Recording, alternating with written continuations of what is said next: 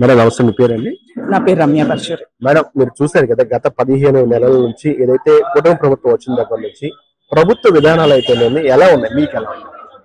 ప్రభుత్వ విధానాలు అంటే ప్రతి ఒక్కళ్ళకి ఎవరైతే కూటమి ప్రభుత్వం ఇచ్చిన హామీలన్నీ కూడా ప్రతి ఒక్కటిగా నెరవేర్చుకుంటూ అన్ని హామీలు, బస్సు అయితేనేమి, లేకపోతే పెన్షన్ వాళ్ళు పెంచుతానన్నప్పుడు లాస్ట్ ప్రభుత్వాన్ని చూసాం. విడతల వారీగా పెంచుతామని వాళ్ళు ఎక్కడా చెప్పలేదు. కానీ వాళ్ళు పెంచిన విధానం ఏదైతే ఉంది 250 చొప్పున సంవత్సర కాలం అంతా పెంచుకుంటూ వచ్చారు. అమ్మఒడి అనేది ప్రతి ఇంట్లో ఉన్న 2 పిల్లలకి అని చెప్పి ఒక్కళ్ళకే ఇచ్చారు. 15,000 అన్నారు, 13,000 ఇచ్చారు. ఇప్పుడు అలా కాకుండా ఇంట్లో 4 పిల్లలు ఉన్నా కూడా ప్రతి ఒక్కళ్ళకి తల్లికి వందనం అనేది అందుతుంది అనమాట. అలా ప్రతి పథకం కూడా ఇప్పుడు డిఎస్సి వదిలారు. అలా ప్రతి ఒక్కటి కూడా కూటమి ప్రభుత్వం అనేది నిధులు లేకపోయినా, వీళ్ళు ఇన్ని లక్షల కోట్లు అప్పులు చేసినా కూడా కూటమి ప్రభుత్వం అనేది ప్రతి ఒక్క పథకాన్ని కూడా ప్రజలకి అందే విధంగా చూస్తుంది. ఎన్నో దారుణాలు, ఎన్నో ఇసుక కొండలు కూడా చూసాం లాస్ట్ టైం. అలాంటివి జరగకుండా ఇసుక రేట్లు కూడా తగ్గినాయి, సిమెంట్ రేట్లు, అలా ప్రతి ఒక్కటి కూడా లాస్ట్ టైం టాపీ పనులు చేసుకునే వాళ్ళ దగ్గర నుంచి ప్రతి ఒక్కళ్ళు కూడా ఎంతో ఇబ్బంది పడ్డారు. సో అలాంటి వాళ్ళందరికీ కూడా నిత్యం పనులు చేసుకునే వాళ్ళకి ఇప్పుడు వాళ్ళకి అన్న క్యాంటీన్లు పెట్టేసేసి నిత్యం పనులు చేసుకునే వాళ్ళు కూలి డబ్బుల్లో ప్రతి ఒక్క రూపాయి ఇంటికి తీసుకెళ్లే విధంగా అన్న క్యాంటీన్ పెట్టి మళ్ళీ అన్న క్యాంటీన్ ఓపెన్ చేసి కూడా పేదలకి కూటమి ప్రభుత్వం అనేది ఉపయోగపడతా ఉంది. అంటే ముఖ్యంగా జగన్మోహన్ రెడ్డి గారు ఏం చెప్తారంటే, నా ఓట్ బ్యాంక్ ఇంకా నాతోనే ఉంది, నా 40% ఓట్ బ్యాంక్ నాతోనే ఉంది, ఇప్పటికైనా సరే రేపు ఎలక్షన్ జరిగితే నేను వచ్చేది మళ్ళీ నేనే, ఎవరైనా సరే మనం ఇబ్బంది పెట్టిన వాళ్ళు ఉంటే సముద్రాలు దాటి ఉన్నా కూడా లాక్కొస్తాను, అట్లాగే రిటైర్మెంట్ అయిపోయి ఇంట్లో ఉన్నా కూడా వాళ్ళు లాక్కొస్తానని చాలా ప్రగల్భాలు పలుకుతారు. నిజంగా వైసీపీకి ఇంకా అంత స్టామినా ఉందా ఆంధ్ర రాష్ట్రంలో? వైసీపీకి ఎంత స్టామినా ఉందో జగన్మోహన్ రెడ్డి గారికి బాగా తెలుసు. ఎందుకు అనంటే రేపు మున్సిపల్ ఎలక్షన్స్ వచ్చినా కూడా పోటీ చేయలేని పరిస్థితి జగన్మోహన్ రెడ్డి గారికి గానీ వాళ్ళ ప్రభుత్వానికి గానీ ఉంది. ధైర్యం ఉంటే ఆయన నిజంగా రాజీనామా చేసి, అసలు అసెంబ్లీకి వచ్చే దమ్మే లేదు జగన్మోహన్ రెడ్డి గారికి, నిజంగా అసెంబ్లీకి వచ్చే దమ్ము ధైర్యం జగన్మోహన్ రెడ్డి గారికి ఉంటే, కూటమి ప్రభుత్వం గనక అన్ని తప్పులు చేస్తుంటే అసెంబ్లీకి వచ్చి నువ్వు ప్రశ్నించొచ్చుగా. నిన్ను ప్రజలు ఎమ్మెల్యేగా ఎన్నుకున్నారు. ప్రత్యేక హోదా కోసం పోరాడతావు అనుకుంటే నాకు ప్రతిపక్ష హోదా కావాలి, ప్రతిపక్ష హోదా కావాలని పోరాడుతున్నారు. నువ్వు మాట్లాడుతున్నావా జగన్మోహన్ రెడ్డి? 30 సంవత్సరాల పాటు నేను సీఎం గా ఉంటాను, 30 సంవత్సరాల పాటు నేనే వెళ్తాను సింహాసనాన్ని అని మాట్లాడి నువ్వు ఈ రోజు జనాల్లో కూడా కనీసం బయటికి రాలేకపోతున్నావు. పైగా ఈయన ఏదో మన మెడికల్ కాలేజెస్ గురించి మాట్లాడారు. జనాలు చూసి ఆగి చూసి ఆహా అంటారంట. ఆహా అనే జగన్మోహన్ రెడ్డి గారికి చూస్తా ఉన్నాం, పిల్లర్లు తప్ప ఏమీ లేవు. పైగా వాటికి 400 కోట్లు దాకా శాంక్షన్ చేసుకొని కనీసం 40 కోట్లు కూడా ఖర్చు పెట్టలేని జగన్మోహన్ రెడ్డి గారు ఎలా అంటే ప్రతి ఒక్కటి సోషల్ మీడియాలో వస్తుందని తెలుసు. ప్రతి ఒక్కటి, ఒక ల్యాబ్ లేదు, ఒక బిల్డింగ్ లేదు, ఒక కనీసం ఫ్యాకల్టీ లేదు, ఏమీ లేదు. కానీ మెడికల్ కాలేజెస్ నేను ఇన్ని తెచ్చాను. వారధి, అమ్మవారి విజయవాడ వారధి కూడా చంద్రబాబు నాయుడు గారు తీసుకొస్తే ఈయనేదో వెళ్ళి రిబ్బన్ కట్ చేస్తాడు. కియా మోటార్స్ చంద్రబాబు నాయుడు గారు తీసుకెళ్తే రోజా గారు వెళ్ళి రిబ్బన్ కట్ చేస్తారు. కృష్ణా నది దగ్గర వాల్ గట్టి కూడా చంద్రబాబు నాయుడు గారి ప్లానింగ్ అయితే వీళ్ళేదో ఇరగబడి చేసినట్టు. అంటే ఎవరో చేసిన దాన్ని వీళ్ళు రెండోసారి శంకుస్థాపన చేస్తే వీళ్ళు తీసుకొచ్చినట్టు అవ్వదు, వీళ్ళు పెట్టినట్టు అవ్వదు. వీళ్ళు ఏంటి తెలుసుకోవాలి ఏంటంటే ప్రతి ఒక్కటి సోషల్ మీడియాలో నిమిషాల మీద వచ్చేస్తుంది. కానీ వీళ్ళు ఏమనుకుంటున్నారంటే మసిబూసి మారేడుకాయ చేద్దాము అని అనుకుంటే జనాలు కూడా అలాగే సైలెంట్ గా, మేము ముందే చెప్పాను ఎలక్షన్స్ ముందు, జనాలు కూడా అలాగే సైలెంట్ ఓటింగ్ చేసి వీళ్ళని కేవలం 11 సీట్లతో ఇంట్లో కూర్చోబెట్టారు. వీళ్ళు నిజంగా మళ్ళీ రాజీనామాలు చేసి మళ్ళీ పోటీ చేస్తే కనుక 1 సీటు కూడా వచ్చే పరిస్థితి లేదు. కనీసం కార్పొరేటర్ గా కూడా జగన్మోహన్ రెడ్డి గారు గెలిచే దాఖలాలు కూడా లేవన్నమాట.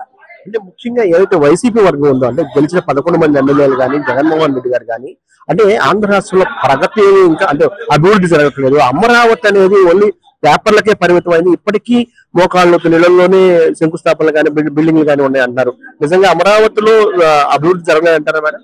అంటే ఇప్పుడు ఎక్కడైనా అభివృద్ధి జరగలేదని జగన్మోహన్ రెడ్డి గారు మాట్లాడారు. లాస్ట్ టైము వీళ్ళు అన్ని గ్రాఫిక్స్ అని మాట్లాడితే అమరావతి ప్రజలు కూడా ఆ గ్రాఫిక్స్ ఎక్కే దూకమన్నారు వీళ్ళ ఎమ్మెల్యేలని. ఈయన ఈ కొండల మీద అందుకే ఎక్కడైనా మునిగిపోద్దన్న భయంతోనేనా రిషికొండకి గుండు కొట్టి ఆ రోజున మరి ప్యాలెస్ కట్టుకున్నారు కొండ మీద.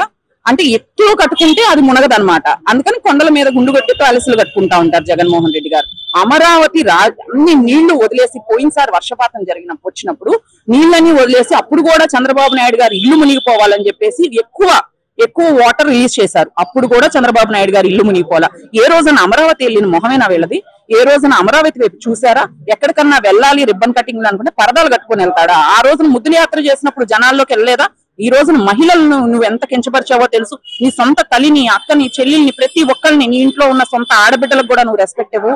అంటే నీకున్న 2 ఆడబిడ్డలు, నీ కూతుర్లు నీ భార్య తప్ప నీకు ఎవరు భూప్రపంచంలో మహిళల్లాగా కనిపించరు. కానీ మహిళా ఓట్ బ్యాంక్ మాత్రం నీకు కావాలి, మహిళలు మాత్రం నీకు సపోర్ట్ చేయాలి. పైగా ఇంకా మాకే ఉంది సపోర్ట్ అన్నప్పుడు మొన్న జరిగిన మున్సిపల్ ఎలక్షన్స్ లో మీకు ఎందుకు సీట్లు రాలేదు? కనీసం ఇప్పుడు రేపు మున్సిపల్ ఎలక్షన్ జరిగితే సీట్లలో క్యాండిడేట్స్ నిలబడే క్యాండిడేట్స్ కూడా లేరు మీ పార్టీకి. ఇంకా ఏదేదో వీళ్ళు ప్రెస్ మీట్లు పెట్టి ఏది జరిగిన ఆఖరికి ఎక్కడో పిడుగుపడినా కూడా చంద్రబాబు నాయుడు పిడుగుపడేశారు.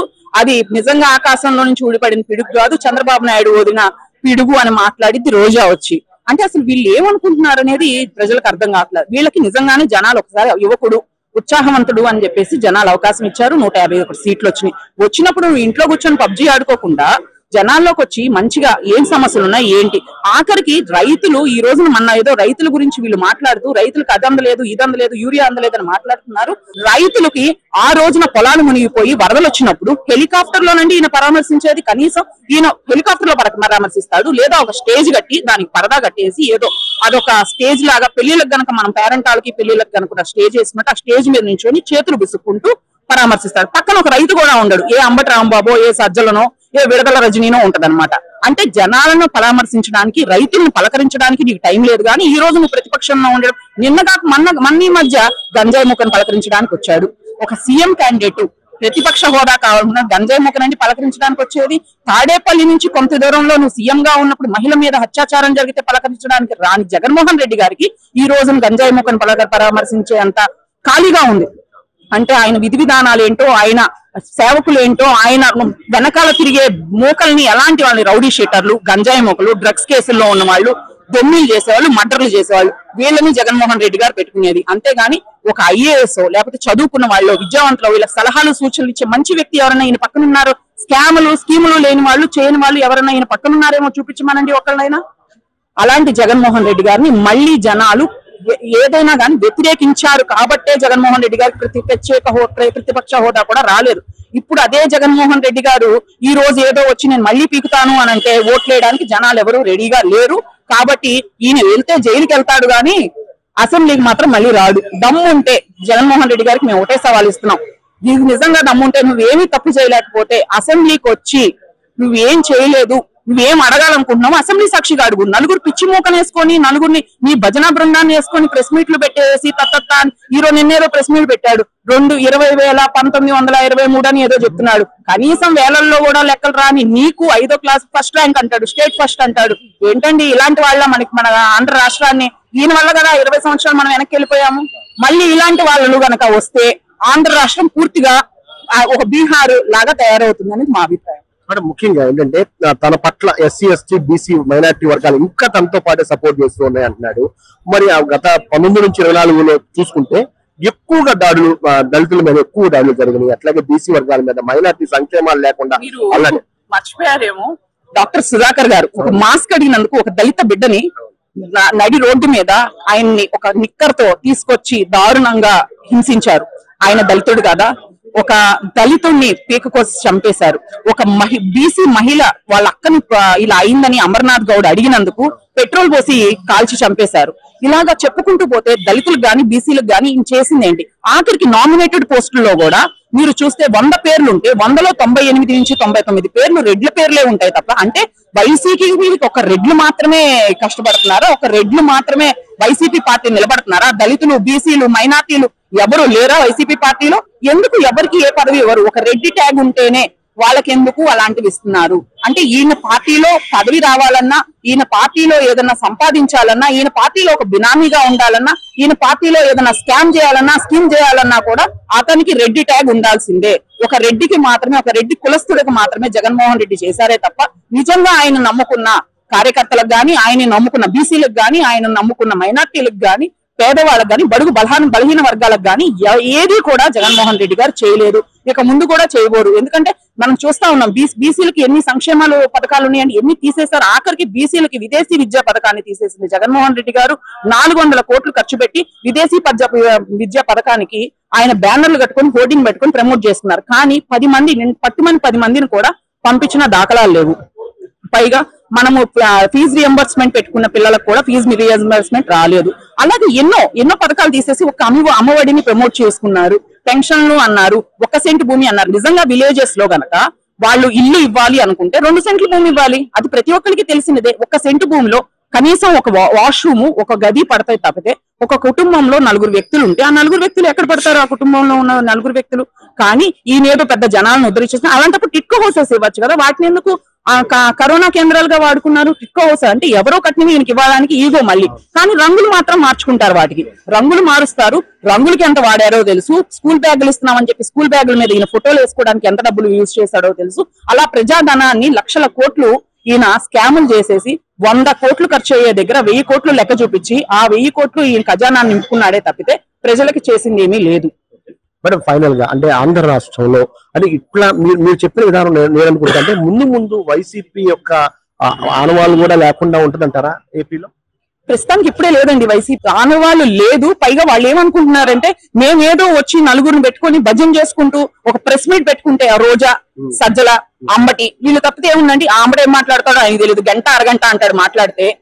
మరి సజ్జల గారు ఏంటంటే వెనకాలను కూర్చొని ఆ సజ్జల భార్గవ్ ఏమైపోయాడండి? మరి సోషల్ మీడియాలో ఫేక్ అకౌంట్స్ పెట్టించి సోషల్ మీడియాలో ట్రోల్స్ చేపించి ఒక పోస్ట్ గురించి ఆడపిల్లల గురించి ఫోటోలు మార్పింగ్లు చేసి అసభ్యకరంగా ఇష్టానుసారంగా ఆడవాళ్ళని కించపరుస్తూ మాట్లాడుతూ భువనేశ్వరి గారి గురించి దగ్గర నుంచి మన బాలయ్యబాబు గారు వాళ్ళ అమ్మాయి బ్రాహ్మణి గారి గురించి కానీ, లోకేష్ గారి భార్య బ్రాహ్మణి గారి గురించి దగ్గర నుంచి సామాన్య మహిళ వరకు కూడా ఎవరైనా మేము ఇలా మాట్లాడి ప్రెస్ మీట్లు పెట్టినా, ఏదైనా మాట్లాడినా, నోట్లో నుంచి ఏదైనా మాట వచ్చినా, సోషల్ మీడియాలో ఒక పోస్ట్ వచ్చినా కూడా నిజంగా స్వాతంత్రం వచ్చింది అన్నారు. మన స్వాతంత్ర దినోత్సవం రోజు కూడా ఒక ప్రతిపక్ష హోదా కావాలనుకున్న నాయకుడికి జెండా ఎగరేసేటంత టైం కూడా ఉండదు అండి. మన కనీసం ఎక్కడో చోట ఆయన ఎక్కడుంటే అక్కడ కనీసం ఇంట్లో ఉంటే ఒక పోల్ పెట్టుకొని దానికి జెండా ఆవిష్కరణ చేసుకునే కూడా టైం లేదా జగన్మోహన్ రెడ్డి గారికి? ఇలాంటి వ్యక్తికి ఆంధ్ర రాష్ట్రం గురించి, ఆంధ్ర రాష్ట్ర భవిష్యత్తు గురించి మాట్లాడే హక్కు ఉందంటారా వీళ్ళందరికీ? వీళ్ళకి అసలు హక్కే లేదండి. ఈ పార్టీ అనేది ఆల్రెడీ మునిగిపోయింది.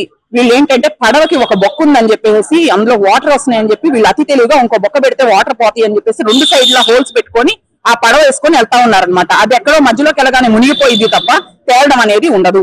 కాబట్టి భూస్థాపితం అయిపోయింది వైసీపీ పార్టీ. ఇంకా వైసీపీ పార్టీలో ఉన్న ఎక్కడెక్కడ మొలకలు ఉన్నాయి, వాళ్ళు ఏంటంటే ఇంకా దందాలు చేస్తున్నాయి. అలాంటి వాటిని కూటమి ప్రభుత్వం గుర్తించి వాటిని వేళ్లతో సహా పీకేస్తే గనక కూటమి ప్రభుత్వం ఇంకా డెవలప్ అవుతుంది. ఆంధ్ర రాష్ట్రం కూడా ఇంకా డెవలప్ అవుతుంది. Thank you madam.